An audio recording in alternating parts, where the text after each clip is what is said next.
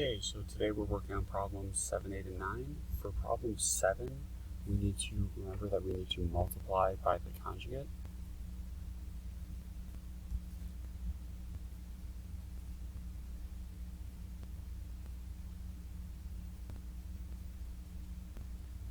And so what that means is that we're going to multiply both the top and bottom by 3 plus 4i.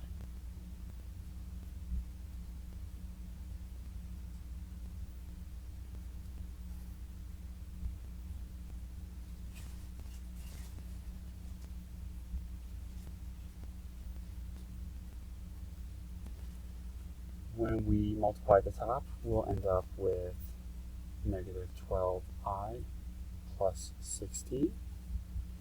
And for the bottom, we'll have 9, because we have 3 times 3, and the negative 4i times the positive 4i is going to be plus 16. When we put this together, we'll have, down here, we'll have 16 over 25 minus 12 over 25 times I. If you have any questions about that, please reach out. Otherwise, we'll move on to number 8. Number 8, you can see that there's no x-intercept on the left side. So we'll start below the EVA, follow down. We have multiplicity, so we'll start at the bottom.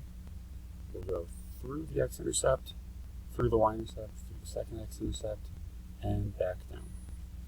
And for the last one, again, no x-intercept, so we'll start at the top. And you should have a graph that looks something like this.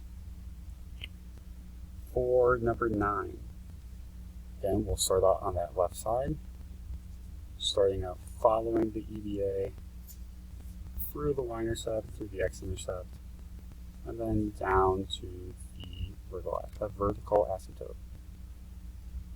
We have the multiplicity, so we'll start at the bottom, bounce off the x-intercept, and we'll be following the EVA.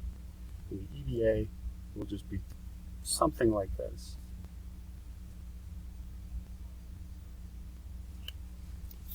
So you should have a graph that looks like this.